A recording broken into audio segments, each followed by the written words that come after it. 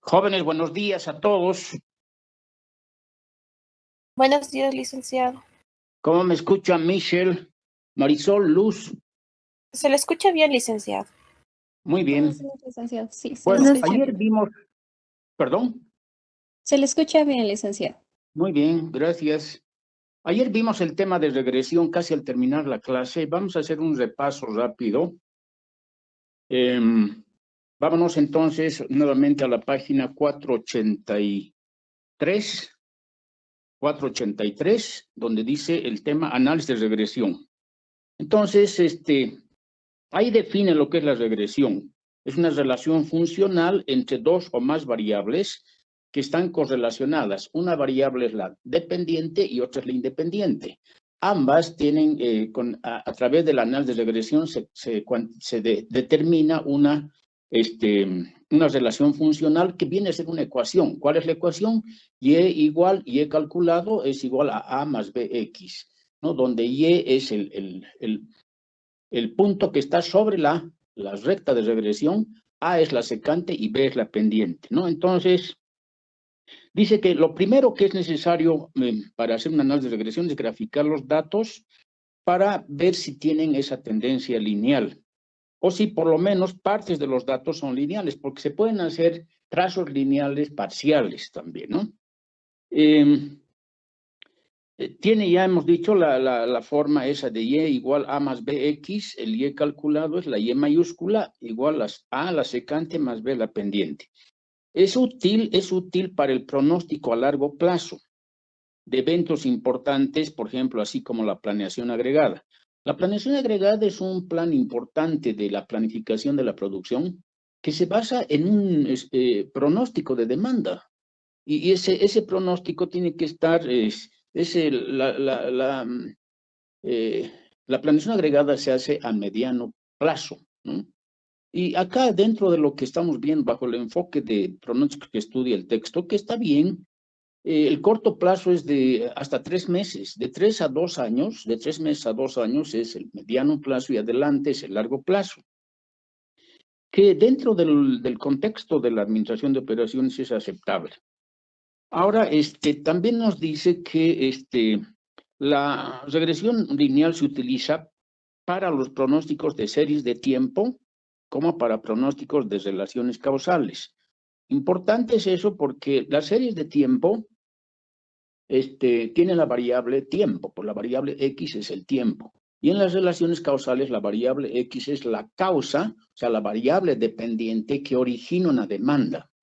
Puede ser una causa, por ejemplo, puede ser la publicidad y propaganda que origina más ventas. Otra causa, por ejemplo, las autorizaciones de construcción, ¿no?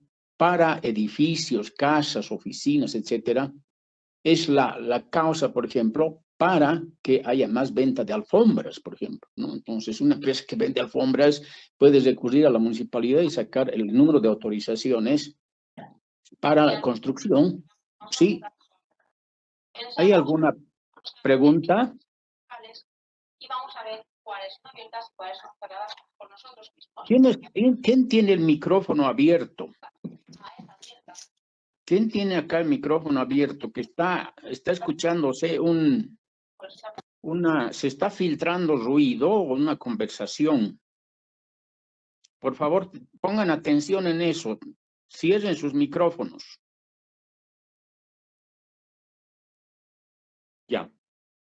Bien, entonces les decía, la regresión lineal se aplica en tanto series de tiempo, ¿no? Como en relaciones causales. Ahora, acá nos da un ejemplo, ¿no? Un ejemplo por el método de mínimos cuadrados. Y cuando hablamos de mínimos cuadrados, el método hace que se minimice, o sea, se encuentre el mínimo de las desviaciones de los valores observados menos los valores calculados. Los valores calculados son los que están sobre la recta de regresión y los observados son los datos que observamos en la realidad. Entonces, eso se grafica y se minimiza esas desviaciones. Ese es el método. O sea, es una sumatoria de las desviaciones cuadráticas de los valores observados menos los valores calculados. Eso está, ahí está la ecuación al final.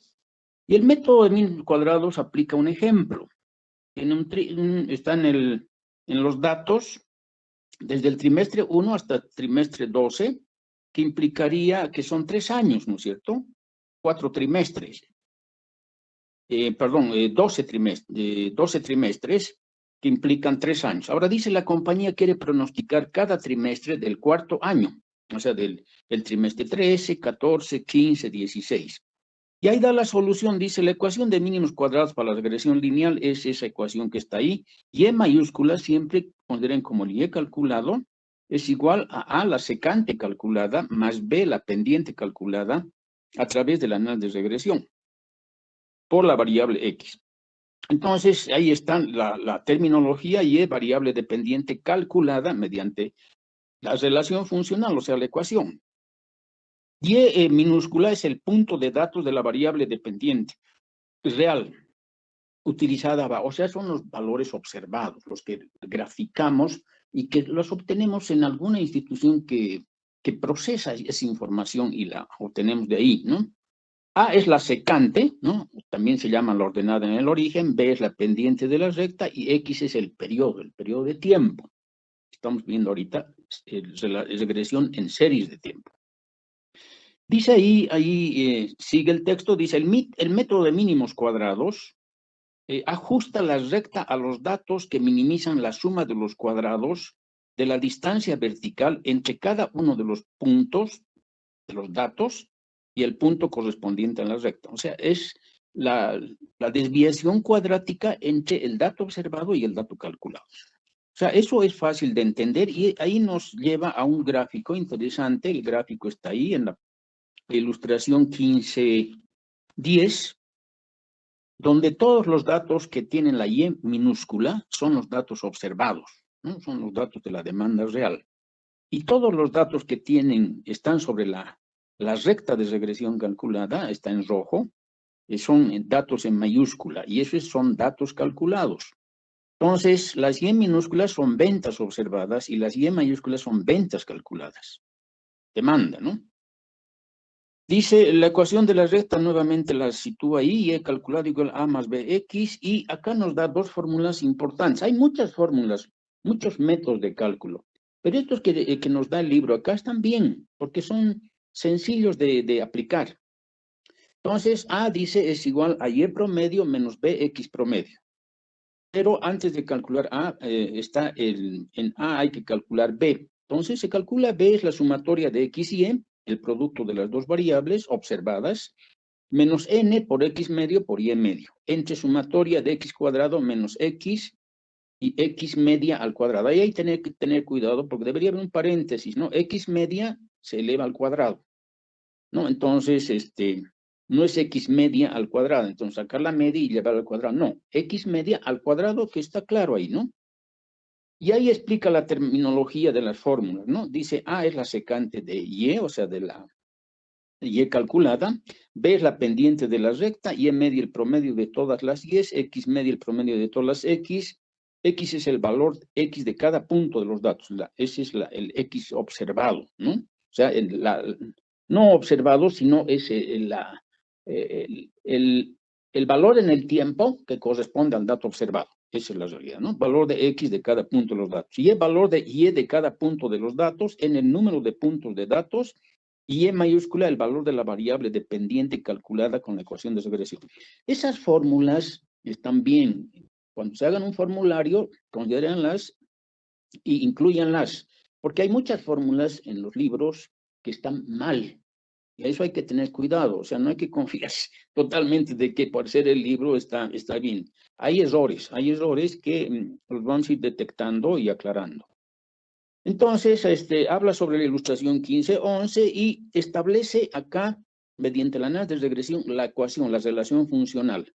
Y dice que observe que la ecuación final para Y presenta una secante de 441.6 y una pendiente de 359.6. Esos dos datos los incluye en la fórmula Y igual A más BX, A es la secante, que es en este caso 441.6, y la pendiente es 359.6, y ahí proyecta, porque nos han pedido proyectar para el cuarto año. Entonces, el cuarto año, el primer trimestre del cuarto año es el dato 13, luego el 14, 15 y 16 son los 4 trimestres, aplicando en la ecuación calculada, en la relación funcional establecida, se calcula fácilmente, se proyecta para la demanda de los trimestres 13, 14, 15 y 16, y ahí están, por ejemplo, en el trimestre 13 es 5.116.4, 5.476, etcétera, ¿no? ¿Cómo ha hecho eso? Ahí está todo. Cuando ustedes hagan estas tablas, siempre fíjense en las fórmulas. ¿Qué nos pide la fórmula? ¿Qué datos agregados nos pide la fórmula? Y en base a eso, establecemos la tabla. Entonces, en la tabla, en la primera columna están las X, o sea, los periodos de tiempo, ¿no? Luego está la Y, o sea, todos los datos de la demanda observada. El XY es un producto XY que la fórmula especialmente la fórmula para el cálculo de la pendiente nos pide ese dato y lo incluimos en la tabla. Está X cuadrado, está Y cuadrado. ¿Por qué Y cuadrado? Porque para calcular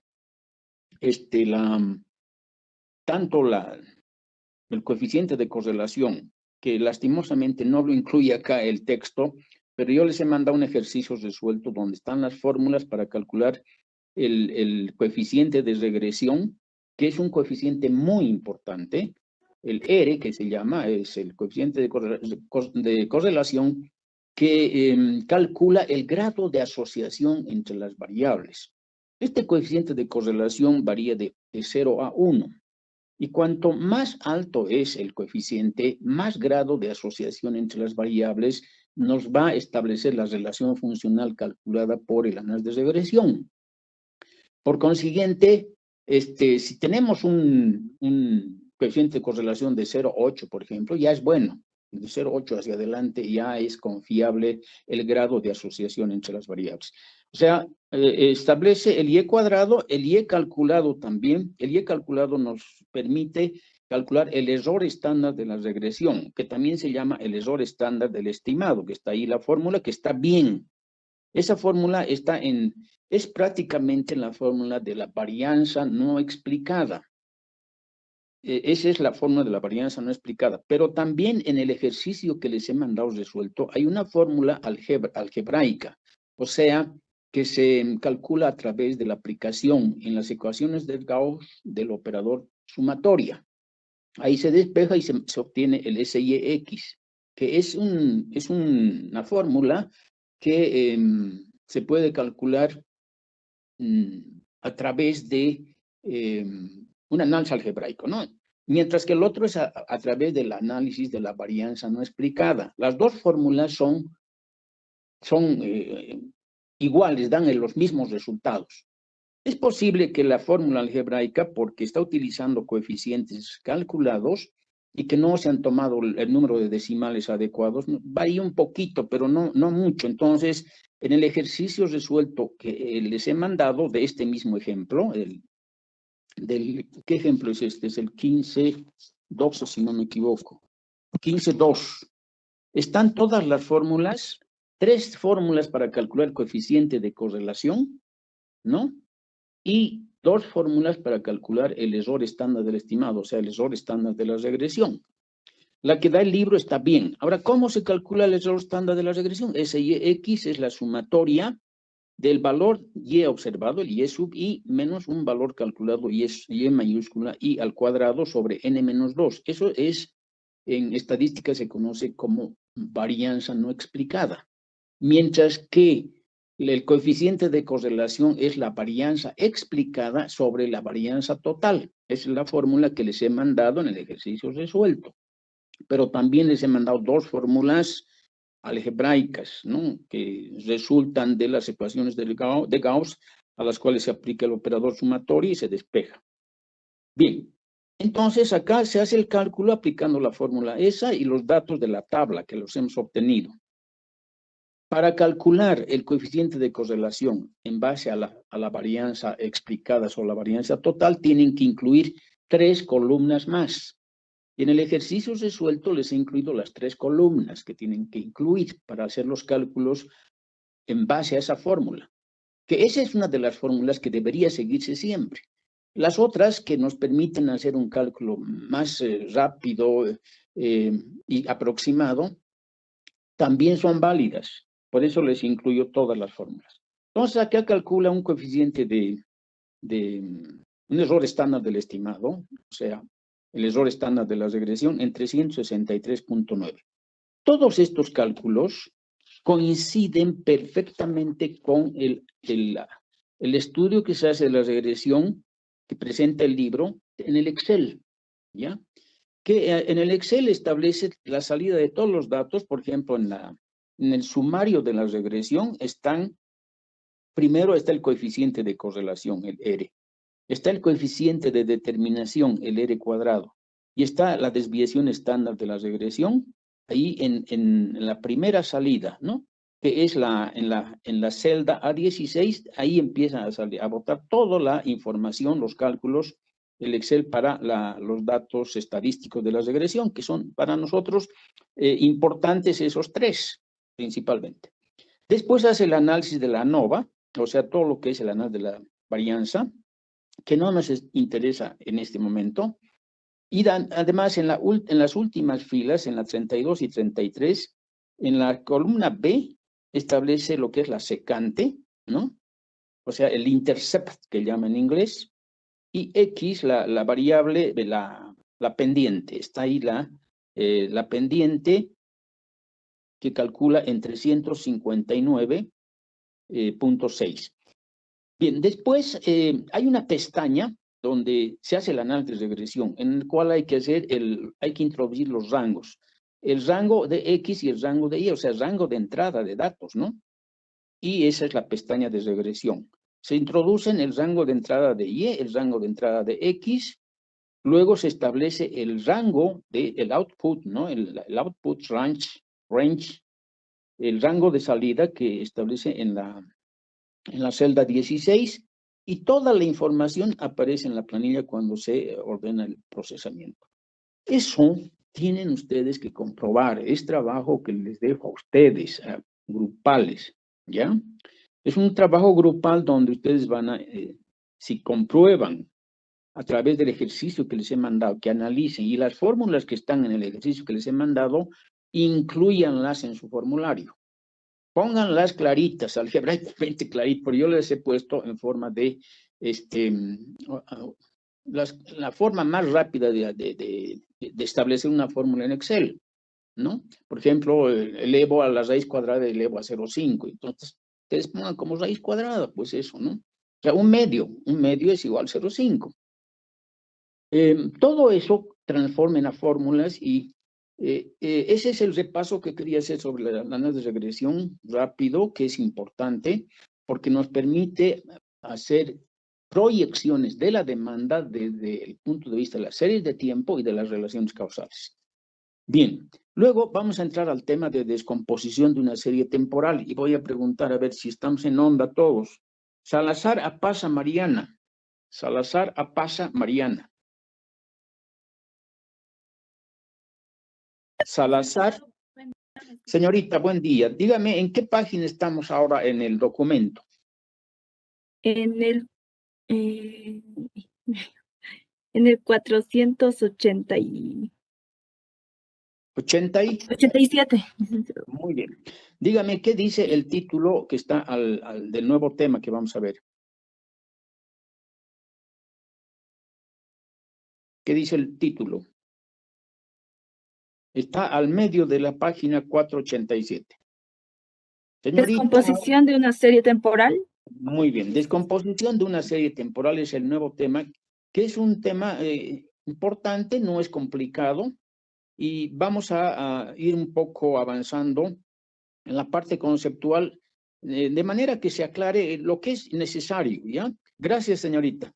Entonces, dice descomposición de una serie temporal. ¿Qué implica la descomposición de una serie temporal? Implica identificar, ¿no? Y separar los componentes de la demanda en una serie de tiempo. O sea, les repito, implica identificar y separar los componentes de la demanda en una serie de tiempo. ¿Cuáles son esos componentes? Primero, la tendencia, la línea de tendencia. Luego, la variación estacional, o sea, la estacionalidad, la temporalidad que se llama. La varianza cíclica, ¿no? Que es la variación cíclica, no la varianza, la variación cíclica. La variación aleatoria y la autocorrelación. Como ven, son 5 componentes en los cuales hay que separar, discriminar en una serie de tiempo, ¿no? Los más fáciles de detectar en la serie de tiempo son la tendencia y la variación estacional. La variación cíclica está más complicada porque se produce en periodos largos. Son ciclos económicos, en realidad, que pueden afectar a la demanda y que no aparecen datos, digamos, de corta duración. O sea, por ejemplo, muchas veces en una información trimestral de 3 años no vamos a encontrar el componente cíclico, porque a veces un componente cíclico puede durar 10 años entre ciclo y ciclo. Son ciclos económicos, pero en muchos casos sí se puede encontrar. Ahora, lo que más nos interesa a nosotros son la tendencia, la variación estacional y la variación aleatoria, que es el residuo de identificar y separar de la serie de tiempo. Es el saldo, el residuo, y la variación aleatoria, como su nombre indica, la asumimos como incorporada dentro de las proyecciones. Y la autocorrelación, o sea, la persistencia de la ocurrencia, que tampoco es un dato que nos influya mucho en la descomposición de la serie de tiempo.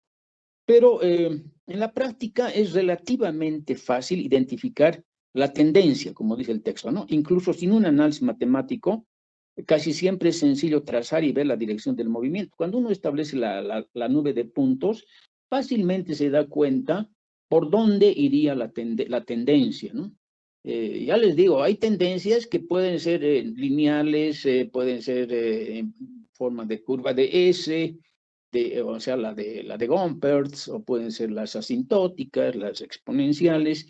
Eso es sencillo de ver a ojo, inclusive, cómo están comportándose los datos. Muchas veces la nube de puntos también es muy confusa y no se puede detectar, ocurre.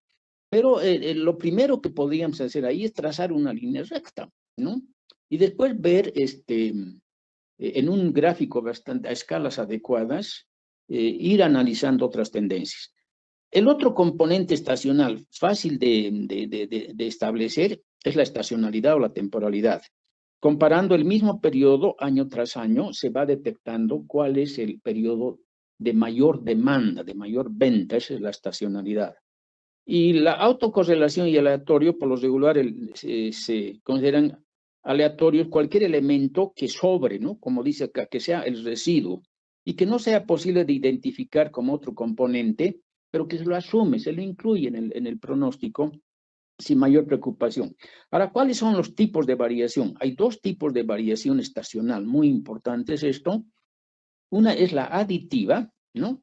Y otra es la multiplicativa, ¿no? Aditiva y multiplicativa. Son 2 tipos de variación estacional. La estacionalidad tenemos que tenerla muy en cuenta porque es uno de los factores de la serie de tiempo más importantes en nuestro análisis. Ahora, depende del enfoque. A veces el enfoque de estimar el ciclo del comportamiento de la serie de tiempo depende del punto de vista, ¿no? Muchas veces en los análisis económicos hay que hacer ese análisis importante. Pero para entender bien qué es una variación estacional aditiva y qué es una variación estacional multiplicativa, nos vamos a ir directamente a las ilustraciones que están en la página siguiente, en la página 1513, vayan ahí, ilustración 1513, página siguiente, 488. Entonces ahí dice variación temporal aditiva y multiplicativa sobrepuesta en la tendencia cambiante.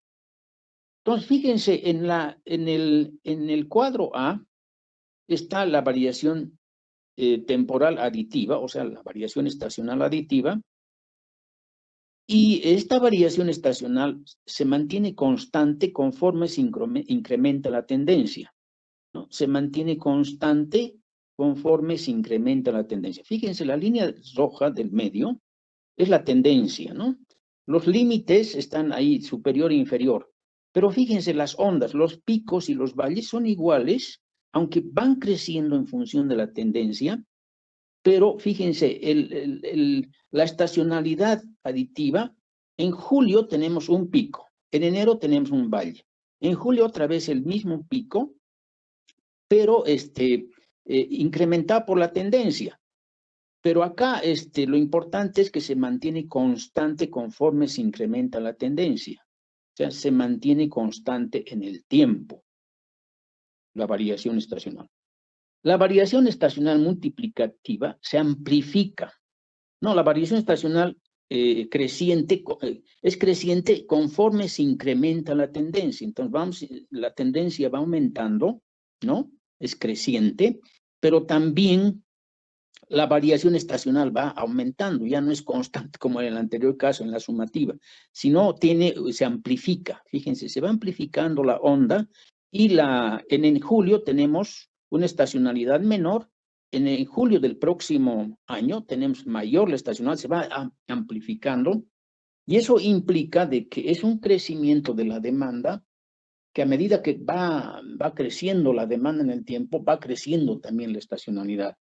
Ocurre en algunos productos, en general es la que más ocurre, la multiplicativa, y la sumativa en algunos productos, por ejemplo, productos de bienes básicos, se mantienen constantes su estacionalidad, mientras que la estacionalidad de otros productos que ingresan al mercado, electrónicos, moda, todo ese tipo de productos, se van amplificando con el tiempo, van creciendo, y es la que más se utiliza, la multiplicativa. Importante que ustedes entiendan esos dos puntos, lean un poco la definición, pero lo importante está ahí en la ilustración. Ahí está claramente identificado lo que es la variación estacional aditiva y la multiplicativa. Acá nos da a entender un aspecto muy importante de cómo las empresas ajustan su producción en relación con la temporalidad de la demanda. Por ejemplo, esta empresa que en verano produce cortadoras de césped, ¿no? Porque en verano, pues el césped crece más y existe césped, porque en invierno ya no hay césped, todo es nevado, especialmente en el hemisferio norte. Eso en nuestro hemisferio, en el sur, ocurre en invierno, pues hay menos, y en invierno hay menos pasto, ¿no? Y en verano hay más. También ocurre entre nuestro hemisferio. Ahora, ¿cuál es la estrategia de esta empresa para ajustar su producción según la temporalidad? En verano produce con la misma maquinaria, el mismo equipo, los mismos diseños, cortadoras de césped. En invierno produce limpiadoras de nieve, o sea, permite ¿cómo se llama? Que las limpiadoras de nieve fabrique en invierno y deje de fabricar las cortadoras de pasto. Y ahí fíjense la temporalidad, cómo las empresas tienen que ajustarse a estas variaciones estacionales, están en función de los cambios del clima en nuestro medio, ¿no? de vida. Bueno, acá luego entra a explicar lo que es el factor estacional, el índice estacional, muy importante. El índice estacional es la cantidad de la demanda que requiere corregirse, ¿no? En una serie de tiempo para ajustarse a la estación del año. Entonces, les repito, el índice estacional o factor estacional es la cantidad de la demanda que requiere corregirse en una serie de tiempo para ajustarse a la estación del año. Fíjense, cuando nosotros calculamos estos índices estacionales, estamos estableciendo cuánto vamos a vender el primer trimestre, cuánto el segundo, cuánto el tercero, cuánto el cuarto trimestre. Esos los índices nos dan una guía, una pauta de nuestras ventas. Si nosotros hacemos una proyección anual, por ejemplo, a través de regresión, y proyectamos la demanda del próximo año en 1000, si yo no tuviera índices estacionales, yo no podría prorratear esa demanda global para el año siguiente de 1000, ¿cómo se prorratea para el primer trimestre, segundo trimestre, tercer trimestre y cuarto trimestre? Entonces, pero si tengo los índices estacionales, sí puedo prorratear esa demanda proyectada aplicando esos índices sobre la demanda. Si el índice estacional para el primer trimestre es 0,8, por ejemplo, y la demanda es 1000, multiplico que voy a vender el primer trimestre el 0,8, ¿no? Entonces multiplico eso por la demanda proyectada. En los ejercicios que nos explica para este aspecto, son tres tipos de ejercicios que están ahí, ¿no? Dice, bueno, hay que tener en cuenta aquí dos aspectos importantes, que es un periodo estacional y que es un periodo cíclico. Periodo estacional es un periodo que caracteriza alguna actividad productiva particular. Periodo estacional es un periodo que caracteriza alguna actividad productiva particular. Por ejemplo, chompas de lana. Chompas de lana, pues las voy a vender en invierno. Entonces, el periodo estacional de estas ventas es el trimestre, en nuestro caso, el otoño, comienza a fines de mayo, junio, julio, agosto. En septiembre ya llega la primavera. Entonces, ese periodo estacional, nosotros vendemos chompas. Entonces, el periodo estacional es un periodo que caracteriza alguna actividad productiva particular.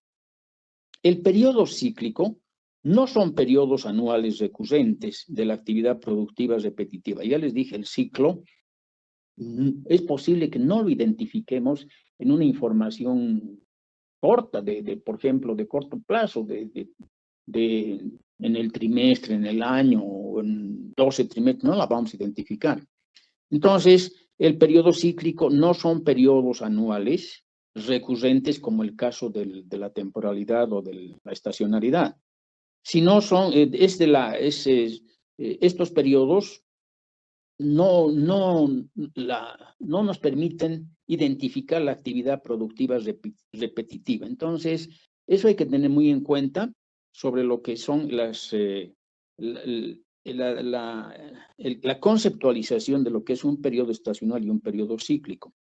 Ahora, el texto nos lleva a algo interesante y nos introduce en el cálculo de los índices estacionales, primero con un cálculo sencillo, mediante un análisis de proporción simple. Luego nos lleva a un análisis de tendencia y a calcular índices de estacionalidad de una recta de regresión ajustada a mano. Cuando ya les dije, cuando nosotros representamos en un sistema coordenado cartesiano todas las observaciones de la demanda, fácilmente podemos orientarnos a una tendencia, ¿no? Por ejemplo, si a mano alzada vemos que la tendencia sigue una determinada dirección, trazamos esa recta a mano y luego calculamos los parámetros de esa recta fácilmente. Calculamos, por ejemplo, en el cruce con el eje Y, ahí vamos a establecer la secante, o sea, la ordenada en el origen. Con el cruce con el último dato de esa serie, vamos a establecer la demanda máxima. Podemos calcular la tangente dividiendo cateto opuesto entre cateto adyacente del triángulo formado y ahí calculamos la pendiente. Y ahí rápidamente a mano alzada podemos calcular geométricamente y analizando trigonométricamente también, aplicando la tangente de alfa, el ángulo formado por la recta que hemos trazado con el eje X y el cateto opuesto al ángulo que se forma a mano alzada. Eso vamos a hacer un ejercicio. Y el tercer ejercicio en que nos introduce el texto es un procedimiento más formal, que es el que más nos interesa a nosotros. En la práctica nosotros no vamos a trabajar a mano alzada, salvo que estemos muy apurados, pero sí lo que tenemos que hacer es un análisis formal, una descomposición de la serie de tiempo y un pronóstico matemático bien hecho, pues a través de una serie de tiempo. Entonces los tres tipos de ejercicios nos introduce y vamos a ver el primero. Ese cálculo de proporción simple, cálculo del factor estacional, dice, suponga que en los últimos años una empresa vendió un promedio de 1000 unidades de una línea de productos en particular. En promedio, 1000 unidades. En promedio se vendieron 200 unidades en primavera, 350 en verano, 300 en otoño y 150 en invierno. El factor o índice estacional es la razón de la cantidad vendida durante cada estación dividida entre el promedio de todas las estaciones. Ahí nos está diciendo cómo calcular el factor o índice estacional. Dividimos la cantidad vendida durante cada estación entre el promedio de todas las estaciones. Y ahí está el ejercicio, es el cálculo más sencillo. Dice, en este ejemplo, la cantidad anual dividida en forma equitativa entre todas las temporadas es 1000 entre 4 igual 250. Fíjense, las ventas son 1000, ¿no? En primavera 200, en verano 350, en otoño 300 y en invierno 150. ¿Cuál es la estación del año en que más hemos vendido? Ahí está, es verano. Luego en otoño se vende también bastante y después baja mucho en invierno. ¿Cuáles son las ventas promedios? Simplemente 1000 entre 4, ¿no? 1000 entre 4, en primavera venderíamos 250, en verano 250, otoño 250, invierno igual. ¿Cuál es el factor estacional?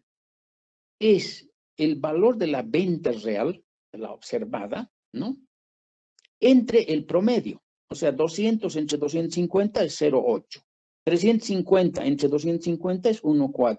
Y así sucesivamente calculamos el de otoño, que es 1,2, el de invierno, que es 0,6. Ok, ya tenemos calculado el factor estacional. Cuánto históricamente vendemos en cada trimestre. Y esa es nuestra guía para alguna proyección global que hagamos en el futuro. Como está haciéndose acá en la siguiente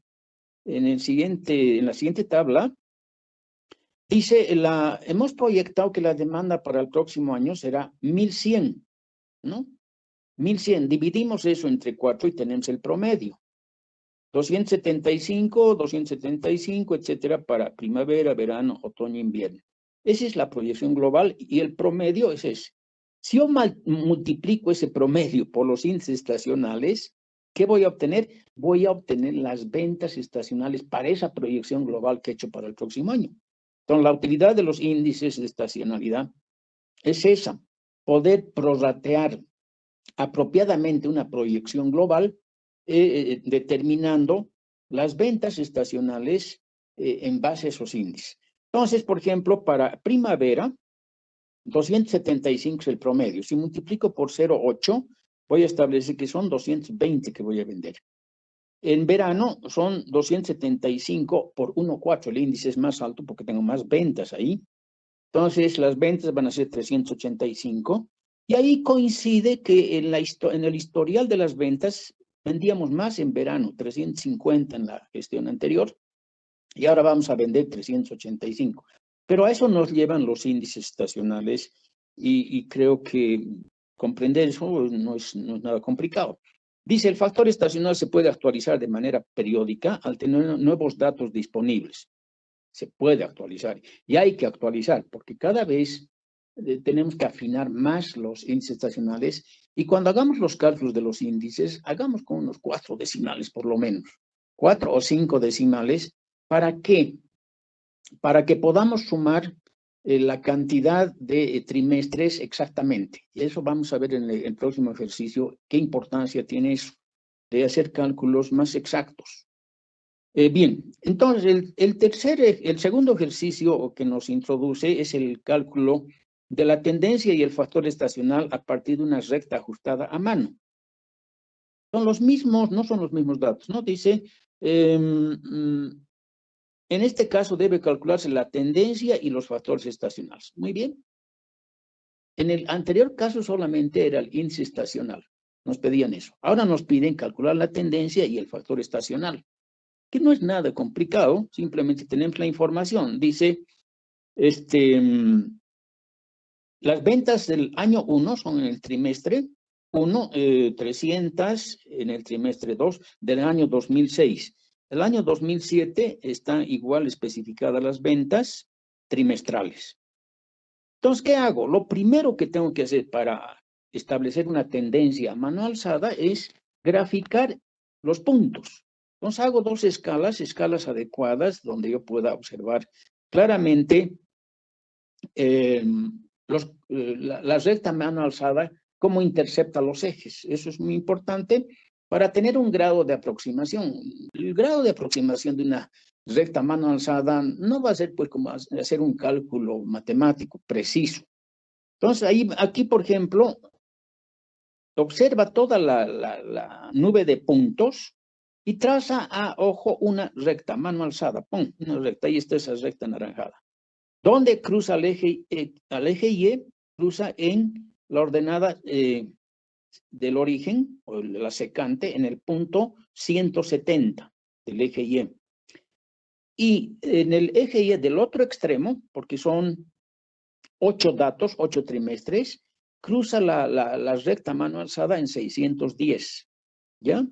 Son 8 datos en X, ¿y cuál es el cateto opuesto, en este caso, del triángulo que se ha formado entre 170 y 610? Hay un triángulo ahí, ¿no?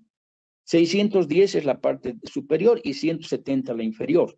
Entonces, si restamos eso, tenemos el cateto opuesto, que es 440. 610 menos 170 es 440 entre 8, cateto opuesto sobre adyacente. La adyacente son 8 unidades. B, ya hemos calculado la pendiente, que es 55, y la ordenada en el origen es 170. A mano alzada, aplicando eso en la ecuación Y igual A más BX, va a ser la ecuación calculada 170 más 55X. Ahí está. ¿Dónde está esa ecuación que lo establece? Está abajo, en la parte de abajo, establece la ecuación. 170 más 55X. Esa es la ecuación que establece. Ahora, ¿qué hago? Quiero calcular los índices estacionales. Entonces, tengo la demanda real, ahí está. En la primera columna están los tiempos, la X en realidad. En la segunda columna está el A, el que conocemos como demanda real, el dato A, importante. En la tercera está la tendencia, ¿no? Pero lo que nos interesa en este caso es que la demanda real son datos reales, y ahí está, por si acaso corrijan, se ha equivocado, ha invertido valores. El primer trimestre es 300, de acuerdo a la información del enunciado del problema, es 300, y el segundo es 200. Inviertan eso. Luego, a través del cálculo de la ecuación estimada a mano alzada, proyectamos para el primer trimestre, que es el valor proyectado, de acuerdo a la ecuación de la tendencia T sub 1, utilizando el periodo 1, vamos a ver qué es 225. ¿Qué se hace ahí? Se reemplaza en la ecuación calculada mano alzada, que es 170 más 55. 55 en ese caso es 1. ¿Qué estamos haciendo? Estamos calculando las Y calculadas que están sobre la recta de regresión. Es esa recta mano alzada, ¿no? Para eso reemplazamos en X1, luego 2, 3, etcétera, hasta llegar al octavo trimestre. Cuando hacemos ese reemplazo, calculamos la tendencia en función de la recta de regresión. Y ahí está, 225. ¿Cómo sale 225? 170 más 55 por 1. Es 225. 170 más 55 por 2 es 280. 170 más 55 por 3, 331. Entonces, ahí tenemos la tendencia fácilmente calculada para los 8 trimestres. Con esa tendencia, ¿no? Ahí misma la tercera ecuación dice, de la ecuación de la tendencia T sub 1 establecida, estamos calculando la tendencia. ¿Qué se hace para calcular la proporción real? Es decir, el índice, la proporción real entre la tendencia. ¿Qué se hace? Se divide simplemente la demanda real entre la tendencia y vamos a obtener la tendencia correspondiente o la proporción correspondiente a cada trimestre. Entonces dividimos 300 entre 225 es 1,33. Acá nuevamente les recomiendo que cuando hagan este tipo de cálculo incluyan más decimales, hasta 4 o 5. Divide 200 entre 280 y es 0,70. 220 entre 135 es 0,66. ¿Cómo se calculan los índices estacionales ahora? Se divide el promedio de cada trimestre. O sea, el primer trimestre es la proporción es 1,33 y el segundo es 1,17.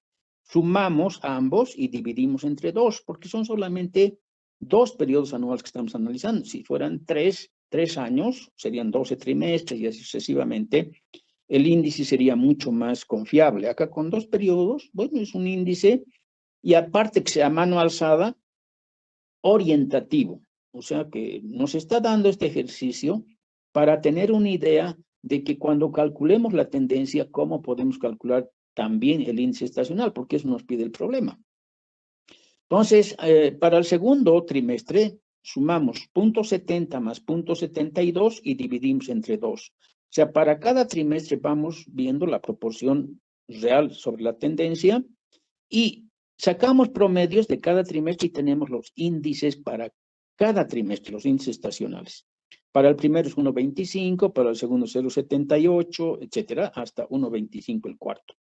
Con esos índices estacionales tenemos que proyectar, ¿no? En este caso es proyectar para el 2008, porque teníamos información del 2007, para el primer trimestre, el segundo trimestre, o sea, el trimestre 9, 10, 11 y 12 en este caso, ¿no? Para el trimestre 9 estamos aplicando la ecuación de tendencia que hemos establecido y calculamos ahí la demanda global, ¿no? 170 más 55 por 9, utilizando la ecuación, ¿no? Establecida a mano alzada, y eso multiplicamos por el índice, por 1,25 del trimestre. Del segundo es lo mismo, ¿no? Se aplica ya el periodo 10, se calcula con eso la demanda global y esa para ese trimestre. Y esa demanda exactamente a través del índice nos permite saber cuánto vamos a vender en ese trimestre realmente. Que si no hubiésemos calculado los índices anteriores, no podríamos proyectar y saber exactamente cuáles son las ventas, porque las proyecciones son globales, nos están dando cifras globales y aplicando los índices ya podemos prorratear y saber exactamente cuánto corresponde al índice. Este es un ejercicio sencillo, ustedes lo van a analizar con calma y lo van a entender sin ningún problema. Y después viene ya el análisis formal. El análisis formal en este caso, la descomposición con regresión por mínimos cuadrados. ¿Qué se hace? Dice, la descomposición de una serie de tiempo significa encontrar los componentes básicos de la serie, que son la tendencia, la estacionalidad y la variación cíclica. Los índices se calculan por estaciones y ciclos. El procedimiento del pronóstico después invierte el proceso con el pronóstico de la tendencia y su ajuste mediante los índices estacionales y cíclicos, determinados por el proceso de descomposición. En términos formales, el proceso consta de los siguientes pasos, pero en líneas generales yo les voy a decir que para poder proyectar una serie de datos anteriores, ¿no?, de ventas que tienen una estacionalidad y tienen una tendencia, lo primero que tenemos que hacer es desestacionalizar los datos. Lo primero. Segundo, lo que tenemos que hacer es proyectar la demanda con datos desestacionalizados. O sea, que no tengan el componente estacional. Y luego de proyectar con datos desestacionalizados, volver a estacionalizar esa información con los índices calculados y vamos a tener la demanda precisa para cada estación del año, ¿no? Entonces ahí dice, el proceso sigue descomponer las series de tiempo en sus componentes. Encontrar el componente estacional, o sea, la temporalidad, la estacionalidad. Segundo, nos está pidiendo, ¿no?, descontar las variaciones de temporada de la demanda. ¿Qué es eso? Descontar las variaciones de temporada de la demanda. Es desestacionalizar los datos. Quitar el componente estacional. ¿Para qué? Para poder proyectar la demanda sin componente estacional. Cuando proyectamos sin ese componente, para saber cuál es el componente de la demanda estacional, volvemos a estacionalizar los datos. Y aquí dice, encontrar el componente de la tendencia como cuarto paso, y luego dice, pronosticar valores futuros de cada componente, ¿no? pronosticar el componente de la tendencia en el futuro, multiplicar el componente de la tendencia por el componente estacional, ya es procedimiento, proceso, ¿no? Ahí no se preocupen. Y ahí está, dice, en la ilustración 15.15, se muestra la descomposición de una serie de tiempo con el uso de una regresión de mínimos cuadrados y los mismos datos básicos utilizados que en ejemplos anteriores. Entonces dice, cada dato corresponde al uso de un solo trimestre del periodo de 3 años, 12 trimestres, o sea, es la misma información, creo, ¿no? Si no me equivoco, no, es otra información esta. Esta es otra información o es del ejemplo de regresión, esa información del ejemplo de regresión es la que está utilizando acá. Sí, del ejemplo 15.2, esa misma información está utilizando para hacer este ejercicio. Bien, entonces dice que el objetivo es pronosticar la demanda de los 4 trimestres del cuarto año. Ya, ese es el objetivo, es lo que nos pide el problema. Pronosticar la demanda de los 4 trimestres del cuarto año. Como tenemos un conjunto de información de 12 trimestres, o sea, 3 años, ahí están establecidos los trimestres, y tenemos la demanda real, o sea, el Y observado, el Y minúscula, es la demanda real, que está ahí claramente establecido. ¿Qué es lo que tenemos que hacer? Primero dice el ejercicio, determinar el factor estacional. En la ilustración 15.15 se presenta un resumen de los cálculos necesarios en la columna 4. Ahí está en la columna 4, ¿no? Se desarrolla un promedio para los mismos trimestres del periodo de 3 años. Por ejemplo, se sumaron los trimestres de los 3 años y después se dividieron entre 3. Luego se deriva a un factor estacional al dividir ese promedio entre el promedio general y se obtiene el resultado, dice, se introduce en la columna 5 y cabe observar que los factores estacionales son idénticos para los trimestrales semejantes a cada año, en cada año. Entonces, nos ha indicado ahí claramente qué es lo que tenemos que hacer. Dice, lo que tenemos que hacer primero es sacar el promedio, ¿no?, de los trimestres, de los mismos trimestres en los 12 datos, ¿no? Entonces, el trimestre 1 tiene, en el primer trimestre, en el trimestre 1, la demanda real es 600. En el primer trimestre del segundo año, la demanda real es 2.400. Y en el primer trimestre del tercer año es 3.800. Entonces, tenemos que sacar el promedio de esos 3 trimestres. 600 más 2.400 más 3.800. Dividido entre 3, eso sale 2.266.7. O sea, el promedio del mismo trimestre de cada año. ¿Está claro eso? Del segundo hacemos lo mismo. En el primer año, el segundo trimestre es 1.550. El segundo año, el segundo trimestre es 3.100. Y en el tercer año, el segundo trimestre es 4.500. Sacamos el promedio, que es 3.050. Y así hacemos para el tercer trimestre y para el cuarto trimestre. ¿Qué estamos haciendo? Sacando los promedios trimestrales del mismo trimestre de cada año. Están calculados ahí. ¿Cómo saco el factor estacional? Para calcular el factor estacional, lo que tengo que hacer es dividir el promedio de cada trimestre entre el promedio general. Calculo entonces el promedio general. ¿Cuánto es el promedio general? Sumo todos los 12 trimestres de la demanda, que es 33.350, y eso divido entre 12. Ese es el promedio, o el Y medio de sub D. El promedio Y sub D. Importante, ténganlo presente. Con ese promedio, divido los promedios trimestrales entre el promedio general y obtengo, por ejemplo, para el trimestre 1, el índice estacional es 0.82. Y aquí comete el error que nos va cuando ustedes hagan los cálculos, van a ver que con 0.82 no les va a salir la demanda estacional. Entonces, es mejor introducir unos 4 o 5 decimales. Y acá el promedio de dividir 2.266.7, que es el promedio del trimestre 1, entre el promedio general, Da en 4 decimales, está calculada en 0,8156. Eso el libro redondea a 0,82. Pero es mejor tener ese 0,8156, que si quieren se lo anotan. 0,8156 en vez de 0,82. Para el segundo trimestre, dividimos su promedio entre el promedio general, ¿no? Que es 2.779, y obtenemos el segundo índice. Ahí el libro dice 1.10, perdón, y es 1.0974. ¿Ya?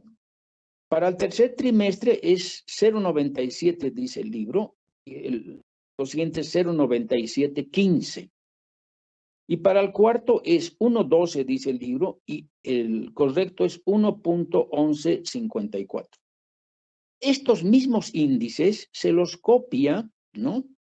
Para los trimestres de los años 2 y 3. Es el mismo índice. Ese ya es un índice establecido para en el primer año, pero que se identifica con los trimestres de los próximos años. O sea, se repite el índice. Y lo que les decía, ¿por qué tenemos que tener más decimales? Porque acá con pocos decimales el factor estacional no suma 12. Y el factor estacional tiene que sumar 12, o sea, igual que el número de periodos. ¿Ok? Eso es importante. Yo sumo los índices que les he dictado, 0,8156 más 1,0974 más 0,9715 más 1,1154 y me da 3.9999, o sea, casi 4. Si multiplico eso por 3, porque son 3 años, el primer año tengo 3.9999 por 3, eso me sale 11,9997, que redondeado es 12. Entonces ahí, cuando tengo más decimales, estoy cumpliendo con, si no, ¿qué tendría que hacer? Si la suma de mis promedios no suma 12, ahí el problema es que tengo que rectificar todo eso hasta que llegue a obtener un valor. Entonces, para evitarme ese problema de estar rectificando los cálculos, introduzco más decimales y voy a calcular una demanda estacional, no estacional primero con esta información que voy a obtener ahora. ¿Cómo desestacionalizo la demanda? Divido la demanda real entre el índice estacional calculado, entre el factor estacional. Y ahí tengo una demanda no estacional, o sea, desestacionalizada, que es lo que estaba buscando primero. Entonces, al dividir, por ejemplo, 600 entre 0,8156, si alguien quiere hacer ese cálculo, a ver, ¿quién nos estaba ayudando en los cálculos? Había una señorita, creo que era Marisol, ¿no? Licenciado. Marisol, ¿tiene calculadora? Sí, licenciado. A ver, divida 600 entre 0.8156. ¿Cuánto le da? 0.8156. Sí, 0.8156. 735,65. Redondeado sería 735.7, ¿no es cierto? Lo que dice el libro. Sí. Sí. Ahora, si usted divide 600 entre 0.82, ¿cuánto le da? Ahí da 731,7. Claro, ya no coincide con el libro. Entonces, Sí. el libro ha hecho esto en computadora y ha establecido y ha determinado índices más concretos, ¿no? Con 2 decimales solamente. Ahora, lo importante es que los datos desestacionalizados, la sumatoria de los datos de la demanda desestacionalizada, tiene que sumar igual que lo que suma la demanda real. La demanda real suma 33.350 y la demanda desestacionalizada tiene que sumar lo mismo, 33.350. Si no suma, quiere decir que hemos hecho mal algún cálculo. O sea, es un factor de control, ¿no? Entonces, a ver, divida para calcular el segundo trimestre, el índice estacional, 1.550 entre 1.0974. 1.550 entre 1.0974. Sale 5,000. No, no, no. 50 y- Divida. 1550, ¿sí? Sí, Entre 1.0974.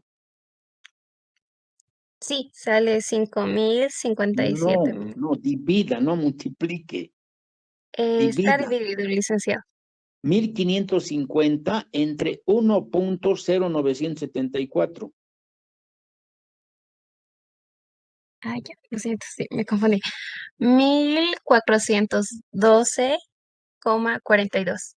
Ya, eso coincide con el libro, 1412.46, 42. Por favor, Marisol está haciendo un esfuerzo en apoyarnos. Si hay alguien, voy a nombrar a alguien que también nos coopere, porque no puede ser que una sola alumna esté cooperando y todos los demás a la expectativa de palco, todos participen, ¿ya? A ver, ¿quién nos puede colaborar? Alguien que tiene calculadora también, que tiene que calcular lo mismo que está calculando Marisol. Licenciado, ¿puedo ser yo? Claro que sí, cualquiera de ustedes. ¿Cuál es su nombre? Brian Tarki.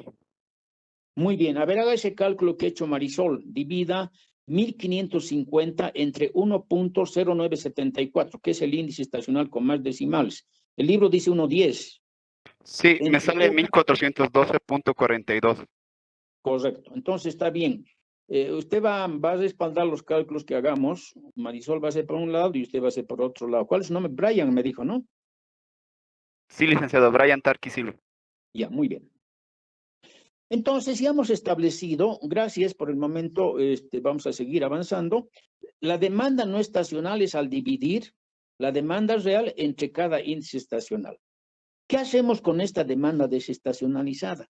Hacemos la proyección, o sea, calculamos la relación funcional entre la variable dependiente y la independiente, o sea, calculamos la ecuación de la recta. ¿Cómo calculamos? Bueno, por el procedimiento seguido, pues, ¿no? Primero, vamos a calcular el X medio, porque eso requiere el cálculo de B. En la fórmula para calcular la pendiente B, la fórmula requiere el X medio. Entonces, ¿cómo es el X medio? Es 78 entre 12, eso es 6.5, ahí no hay dónde perderse. Luego la fórmula requiere el Y medio. Calculamos todo sumamos la demanda real, que es 33.350, o la demanda desestacionalizada, el Y sub D, que mejor es hacer eso, pero ambos coinciden. Desde la lógica es mejor utilizar por la demanda desestacionalizada y no ya los datos originales. Los 33.350 entre 12, eso es 2.779.2. Ya podemos aplicar, ¿qué más necesitamos? El cuadrado de X. Entonces, el cuadrado de X es fácil calcular, ahí está, el X cuadrado está en la columna 7, calculado, que es la sumatoria 650, necesitamos sumatoria, no, necesitamos X media al cuadrado, X media, y necesitamos, para calcular D, no necesitamos X cuadrado. Para calcular A, tampoco, es que estas fórmulas nos ayudan bastante en ese sentido. Bueno, pero de todas maneras, en la columna 7 está calculado el X cuadrado, que suma 650, y ahí está el X media al cuadrado, pero ahí la fórmula no me está convenciendo mucho. X media al cuadrado. X media es 650. No, es X cuadrado nomás, no es X media al cuadrado. Vamos a ver esta fórmula en el texto. Es X cuadrado, corrijan, ahí hay una equivocación del texto otra vez. En la fórmula donde dice B, quítenle el sombrerito a la barra que está encima de X. Es X cuadrado, no es X media, ¿ya? Entonces, la sumatoria de X cuadrado, que es 650, está bien, ya con eso está bien. NX medio está bien. Ahora podemos calcular la pendiente, aplicando los datos en la fórmula. X es el valor de en la sumatoria de X por Y, ahí está en la columna 8, la sumatoria de X por Y es 265.706.9, ahí estás reemplazando ese dato. Menos n, que eso es 12, x medio es, el promedio de x hemos sacado 6,5, y la sumatoria de y desestacionalizada media, o sea, 33.350 entre 12, el y sub d promedio es 2.779.2. En el denominador tenemos el x cuadrado es 650, borren ese sombrero, esa barra que está encima de x, menos 12, que es n, es 12, y x media es 6,5 al cuadrado. Ahí está bien esa parte. Y eso, haciendo cálculos, nos determina que es 342.20, que ese es el valor de la pendiente. Y el cálculo de A ya sale inmediatamente, aplicando la fórmula y promedio sub D menos B por X media. Sería el Y sub D promedio es 2.779 menos B, que es 342.2. Y el promedio X media es 6.5, lo que nos permite calcular A, la secante de la recta de regresión, 554.9. Con esos datos tenemos A y B, podemos establecer la ecuación de regresión, que en este caso es Y. Ahí está en la parte inferior del cuadro. Y calculado es igual a A más BX. A es 554.9, es la ordenada en el origen, más 342.2 la pendiente por X. Y ahí está la ecuación. ¿Qué hacemos ahora? Tenemos que proyectar con esta ecuación, ¿ya? Y vamos a proyectar en los trimestres 13, 14, 15 y 16. Para eso, bueno, vamos a leer un poco los pasos para que ustedes vean que no estamos yendo en forma precipitada, sino el paso 2 dice, descontar las variaciones de temporada de los datos originales. ¿Qué es eso? Es eliminar el efecto estacional. Eso hemos hecho al dividir la demanda real entre el índice estacional. Hemos desestacionalizado los datos. Ahí, eso es lo que se ha hecho y se obtiene esa información en la columna 6. El paso 3 dice trazar una recta de regresión por mínimos cuadrados para los datos descontados de las variaciones estacionales. O sea, la demanda desestacionalizada, con esa información hemos calculado la recta de regresión, o sea, la función, esa asociación funcional entre la demanda dependiente y la independiente, que es la ecuación de la recta, y igual a más bx, que hemos calculado hace un momentito. ¿Con qué? Con los datos desestacionalizados, o sea, sin componente estacional. Entonces ahí dice, está la recta, donde y sub d, dice, es el descuento de las variaciones, es el trimestre, etcétera. Ahí está la terminología, claramente. Y ahí al final de ese paso 3 ha establecido la ecuación de regresión, que es la que hemos mencionado hace un momento. El paso 4 dice proyectar la recta de regresión a través del periodo para ser pronosticado. ¿Qué periodos nos han pedido? El 13, 14, 15 y 16 del próximo año. Entonces, el trimestre 1, 2, 3, 4 y la recta de regresión aplicando 13 nos da 5.000.3.5. Ahí quiero que verifique ustedes los que están calculando lo siguiente. Calculen con la recta de regresión empleando el periodo 13, ¿cuánto le sale la demanda proyectada? ¿Ya? En función de datos desestacionalizados, o sea, la tercera columna del cuadro de la siguiente página. A ver, hagan ese cálculo. ¿Me han entendido, no? Marisol y Brian.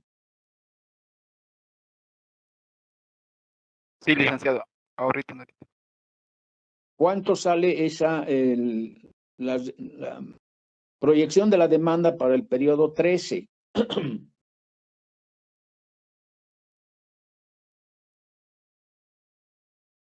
O sea, lo que tienen que calcular es 554 342.99 más 342.18 por 13.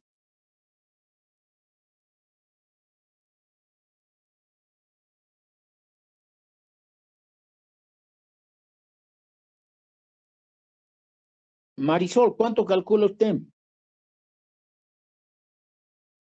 No sé si estoy mal, licenciado, pero me sale 897,2. No, está mal, está mal.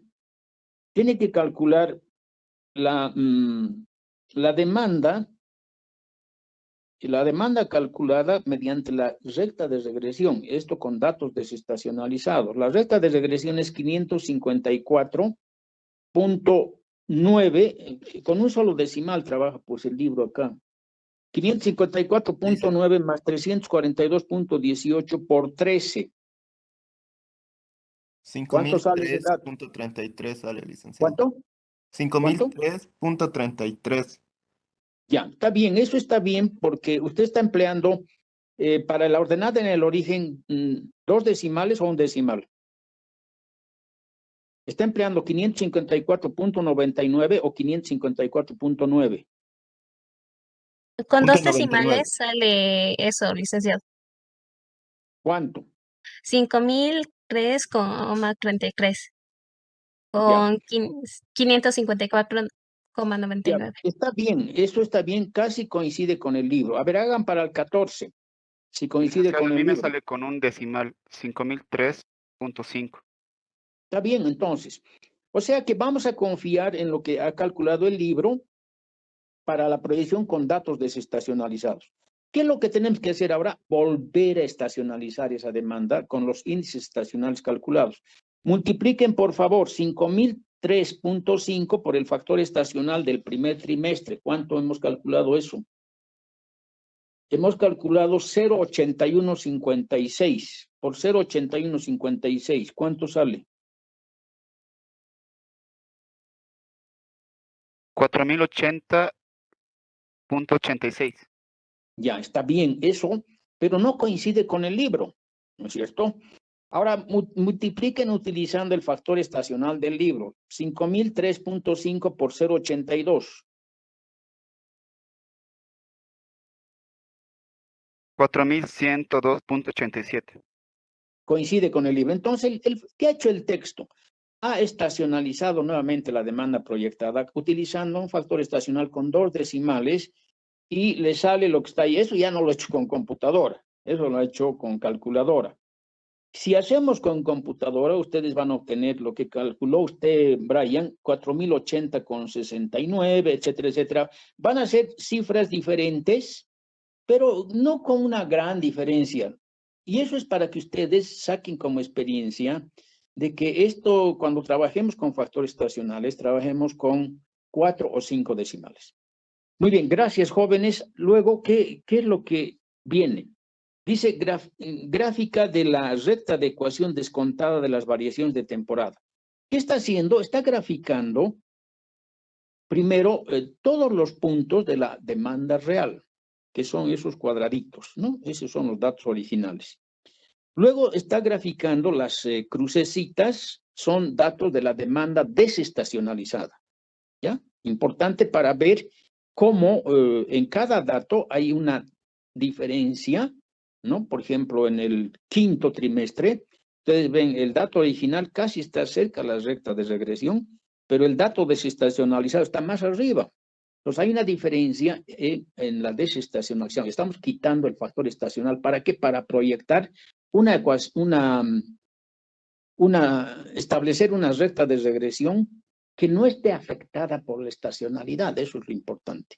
Y después, una vez que proyecte, con esa información, vuelvo a estacionalizar y obtengo la proyección. Ese es el objetivo del cálculo de los índices estacionales. Luego establece ya la recta de regresión que la hemos calculado, ¿no? Y tenemos un panorama completo de lo que ha sucedido al desestacionalizar y al volver a estacionalizar y proyectar. Jóvenes, ahí hemos concluido esta parte de... Y entraríamos a ver algo que ya les dije el otro día. ¿Qué sucede si nosotros establecemos calculamos los límites de la regresión. Y eso les quiero pedir que en el análisis de regresión, ustedes, aparte de calcular la secante, la pendiente de la recta, el error estándar de la regresión, el coeficiente de correlación, cuantifiquen los límites de la regresión.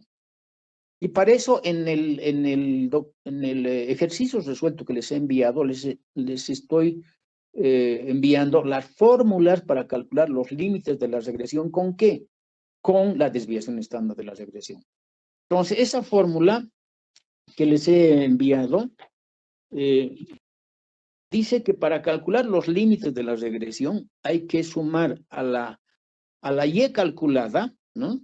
Hay que sumar más menos para el límite superior e inferior, z más la desviación estándar, ZSXY, o el error del estimado, que también se llama. O sea, que es un cálculo sencillo. ¿Qué tengo que hacer para calcular el límite superior e inferior?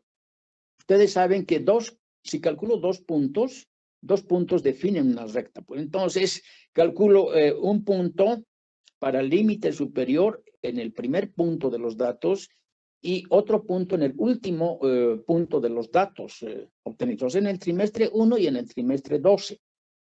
Entonces, con ese punto, con X1, calculo el límite superior, ¿no? Y el límite inferior para el punto 1.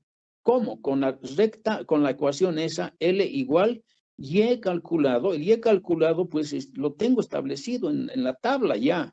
El Y calculado para el primer periodo está establecido. ¿Cuánto es en los cálculos que nosotros hemos obtenido? El Y calculado.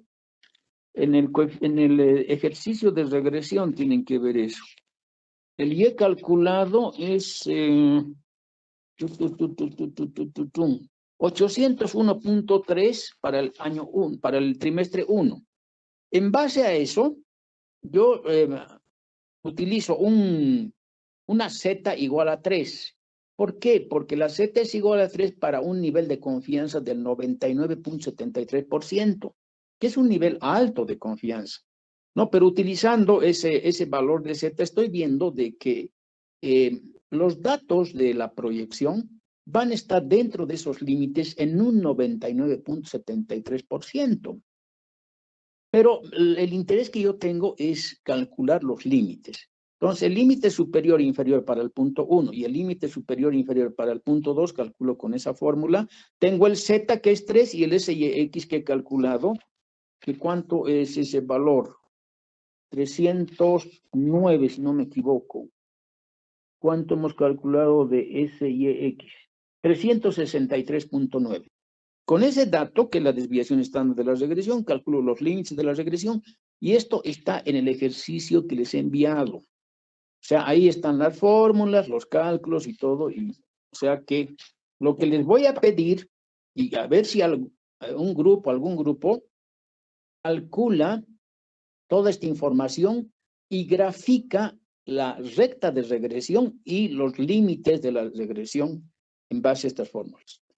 Eso va a ser muy importante que los grupos tengan para las clases en que hagamos un repaso práctico de todo, ¿no? Entonces, quisiera que todos los grupos hagan esa representación gráfica de la recta de regresión.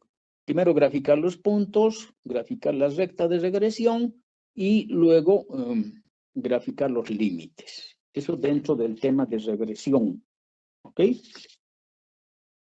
Lo que les decía en ilustración 15-17, que está en la próxima página, ahí está descrito todo lo que se llama el rango del error. Y eso es muy importante que ustedes lo asimilen. ¿Por qué? Porque tienen que tener en su mente de que cuando nosotros calculamos a través de una nube de puntos y establecemos una regresión, una asociación funcional entre las variables, que es una línea recta en este caso, y proyectamos y calculamos los límites de la regresión y proyectamos también los límites, un periodo que no tiene que ser muy largo de acuerdo a este análisis, lo que tenemos que ver es que los límites de la regresión no se mantienen constantes en el tiempo. Al muy poco tiempo se van abriendo. Y ahí está que el intervalo de predicción resulta ser muy amplio como para confiar en esos datos proyectados. Entonces, esto está comprobado estadísticamente y hay que asimilarlo. Yo sé ya calcular las rectas de regresión, sé calcular los límites, sé calcular la desviación estándar, sé calcular todos los cálculos pertinentes, pero eso no me sirve para proyectarme indefinidamente en el tiempo. Tiene un tiempo de duración. ¿Por qué? Porque los límites se van abriendo y el intervalo de predicción ya no es confiable. Y eso está explicado en lo que dice rango del error. Luego, jóvenes, viene algo que es muy importante también, el pronóstico a través de relaciones causales. Dice, una relación causal es, se llega a producir en función de que una causa, la ocurrencia de una causa, ¿no? Hace que se genere una demanda de un producto, una causa establecida. Esa es una relación causal. Dice, para que un pronóstico sea de valor, cualquier variable independiente debe ser un indicador guía. Por ejemplo, es de esperar que en un periodo de lluvias más prolongado aumente la venta de paraguas y gabardinas. Gabardinas son abrigos de lluvia, ¿no? Entonces, venta de paraguas y gabardinas cuando llueve más. Entonces, la causa de que haya más venta es la lluvia. Como les decía, pues la causa de vender más alfombras puede ser, ¿no? Por eso hay que hacer la relación funcional y ver su grado de correlación, de que si las construcciones autorizadas por las alcaldías para construir más casas, más edificios, más oficinas, histórica, correlaciono con la venta de alfombras y veo que hay una relación funcional. La causa, pues, es las construcciones. Si, por ejemplo, los tratamientos, por ejemplo, de cáncer de pulmón están en relación con la venta de cigarrillos, ¿no? Entonces, yo voy a establecer una relación funcional en que los casos de cáncer se deben a una mayor venta de cigarrillos. Entonces, ¿qué hago yo en ese análisis? Establezco una relación funcional que es la ecuación, que puede ser lineal, puede ser curva también, cualquier tipo de curva, que me establezca la relación funcional. Y ahí lo que tengo que ver es el grado de correlación, el grado de asociación de esas variables. Si la correlación es alta, existe una relación funcional entre la variable dependiente y la independiente, pues. Y en eso, entonces, sí ya puedo confiar con ese coeficiente de correlación alto de que mis proyecciones son confiables. Cuanto más alto ese coeficiente, más confiable. Y esa es la relación. Y aquí hace un ejemplo sobre ese análisis, que es el mismo proceso de cálculo. Pronóstico con el uso de una relación causal. Carpet City, dice, carpet en inglés son alfombras, ¿no? Carpet City Store, una tienda de venta de alfombras. En carpintería, lleva registros anuales de sus ventas en yardas cuadradas. Pueden ser yardas cuadradas, metros cuadrados, pies cuadrados, lo que sea. Además del número de licencias para casas nuevas en esta área. Y ahí está la información, ¿no? Ventas en yardas cuadradas, ¿no? 18, eso debe estar en alfombras, ¿no? Dice yardas cuadradas. Ahí, por ejemplo, hay una equivocación entre el libro. En el libro, la información X es X, a ver cuánto dice que es X, tal información Y. El gerente de operaciones de Carpet City cree que es posible pronosticar las ventas si se conocen los inicios de proyectos habitacionales del año. En primer lugar, los datos se grafican en la figura 15-18. Entonces, ahí están las ventas, están en el eje vertical, vean la ilustración 15-18, y las licencias en el eje horizontal. O sea, las licencias son la X. O sea, la X es la segunda columna, ¿no? El número de licencias que se han dado son 18, 15, aumenta a 35 el 2005, son mayor número de licencias. Y ahí las yardas cuadradas, o sea, está invertido los títulos. Otra vez hay un error en el libro. El número de licencias de construcción es la segunda columna. ¿Ya? Y el número de ventas de yardas cuadradas, esa pendiente, elimínenla, no sé a qué viene. El número de ventas está ahí en yardas cuadradas, 13.000, 12.000, 11.000, etc. Entonces, cambien esa información. Los títulos de las columnas están equivocados. Ventas es la tercera columna y el número de licencias es la segunda. Se grafica eso y luego se hace el cálculo de la relación funcional, o sea, de la ecuación. Se aplica simplemente, se calcula B y se calcula, luego es B la pendiente y luego se calcula A, la secante. Y se establece que la relación es Y calcular igual 7.000 más 350, que es la pendiente X. 7.000 está calculado en A, en cálculo A, que no hace el cálculo. O sea, pasa de largo muchos aspectos que ustedes los van a procesar con calma y bien hechito. Y una vez que calcula la ecuación de regresión, dice para 25 licencias, ¿no? 25 licencias que se han dado en un determinado periodo, ¿cuál sería la demanda? Reemplaza 25 en X y establece que se venderían 15.750. O sea, esto ya no es una serie de tiempo, pues no es una serie, es una relación causal. Entonces, si la causa son 25 licencias, ¿cuánto es la demanda? Ya estamos fuera, ya no tenemos que pensar en que la variable X es el tiempo. Bien, acá vamos a quedarnos aquí. Repasen todos los ejercicios. Ya la relación causal hemos visto un poco más rápido porque es lo mismo donde la X ya es una causa de la demanda para generar demanda y le hemos visto que es aplicar las mismas fórmulas de regresión. Entonces, ustedes van a repasar este ejercicio, este ejemplo nuevamente en su práctica. Y vamos a quedarnos acá. Nos quedan 3 temas que no son complicados, pero son muy importantes, especialmente el pronóstico enfocado, y algo que me interesa mucho que hagamos es el pronóstico en la red. O sea, planeación, pronóstico y resurtido en colaboración, que eso es muy importante, que en inglés se llama el CPFR, el Collaborative Planning, Forecasting and Replenishment, que es algo muy importante de tener en cuenta.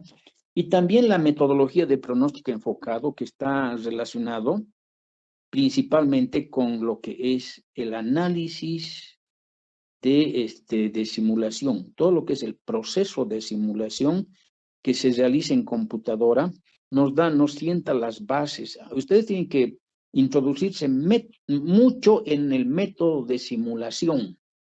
El método de simulación por computadora se ha reducido su procesamiento, tiene sus dificultades, pero es sumamente importante. No lo pierdan de vista. Bien, y además veríamos lo que es el análisis de regresión múltiple en sus generalidades, y eso haríamos la próxima clase, que nos va a llevar la mitad de la próxima clase, y después ya vamos a empezar a hacer ejercicios y ejercicios y ejercicios, preparándonos para el examen. Y también vamos a hacer algunas lecturas, ¿cómo se llama? Controles de lectura, especialmente sobre las lecturas complementarias. ¿Alguna pregunta, jóvenes? Licenciado, disculpe. Entonces, para este fin de semana ya tendrían que entregar la primera práctica secundaria, ¿verdad? No, parece, ya deberían haber entregado la primera práctica secundaria. Michelle, me extraña que usted me diga eso. Sí, licenciado, está bien. Esas prácticas son de cada semana tienen que entregar. Ya deberían, son 3 prácticas que ya deberían estar entregadas. Lo que tienen ahora, si terminamos la próxima clase, esta lección, tienen una semana más para presentar la práctica principal de esta lección, del segundo capítulo. La práctica principal del primer capítulo ya deberían haber presentado junto con sus 3 prácticas anteriores. Sí, del primer instructivo ya está todo finalizado, licenciado. Del segundo capítulo ya ustedes tendrían que tener las dos primeras prácticas presentadas y la tercera, si son 3 o son 4, igual, presentar ya hasta la próxima clase. Y la práctica principal del segundo capítulo una semana después de terminar el segundo capítulo. ¿Ya? ¿Está claro eso? Sí, licenciado, no se preocupe. Muchas Ok, gracias por la muy bien. aclaración. ¿Alguna pregunta de ustedes jóvenes? ¿O alguna sugerencia? ¿O algo que les llame, que ustedes quieran ver la próxima clase o en la parte práctica? ¿Qué les interesaría ver con más incidencia, etcétera? A ver, hablen pues, jóvenes. Participen. Bueno, dígame, ¿cuál es su nombre? A ver, quiero saber con quién estoy hablando primero. No lo encuentro, no sé. Canaviri, a ver, voy a buscarlo. Canaviri. No se están abriendo. Ahí, ahora sí. Carlos Canaviri Martínez, dígame.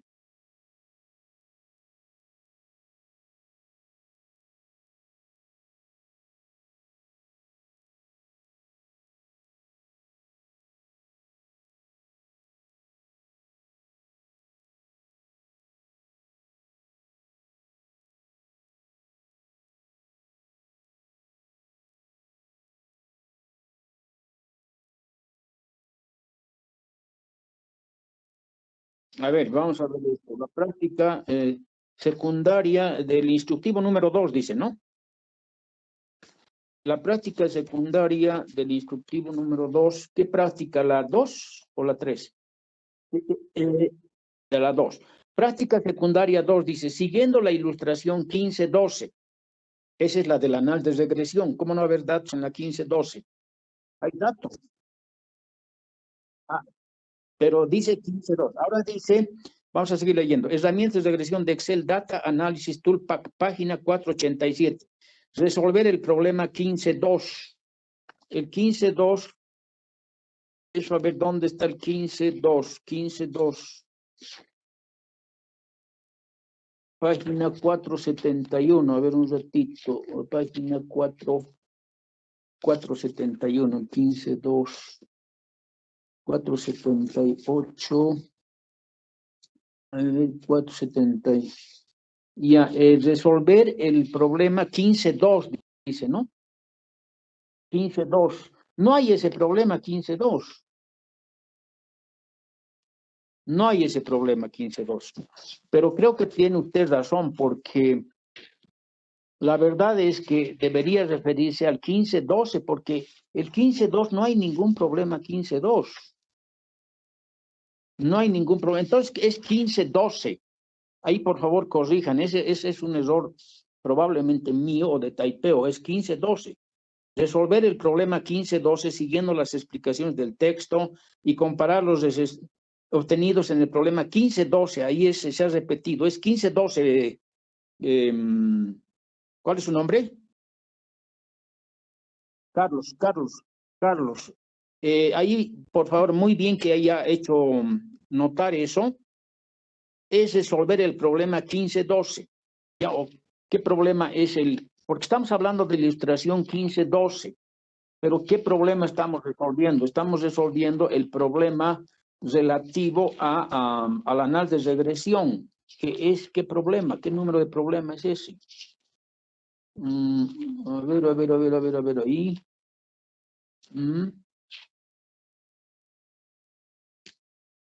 Promedio móvil simple. Ahí está el error de pronóstico. ¿Dónde está el análisis de regresión lineal? Ahí, entonces el 15.2 está bien. Usted me ha mareado. El ejemplo 15.2. El ejemplo 15.2. Vea en la página 484. ¿Está claro? 484. Ok, entonces está correcto, ¿no es cierto? Claro, pero es el ejemplo 15.2, el problema 15.2 o ejemplo 15.2, usted lo tenía que haber buscado retrocediendo páginas y ahí están los datos, son los mismos datos del ejemplo. ¿Ya? ¿Está claro, no? Ok. Bien, está bien. Un poco me ha hecho pensar que yo me equivocaba, pero no, estoy correcto, está correcto lo que dice la práctica de secundaria 2. Bueno, gracias por su pregunta. ¿Hay alguna otra pregunta, jóvenes? Ya es 12:07, ya muchos se han ido. Me despido de todos, hasta la próxima clase. Estudien, avancen sus prácticas principalmente, no las acumulen, eso es terrible. Bueno, me despido de todos, jóvenes, hasta la próxima clase. Hasta luego, licenciado. Hasta luego, licenciado.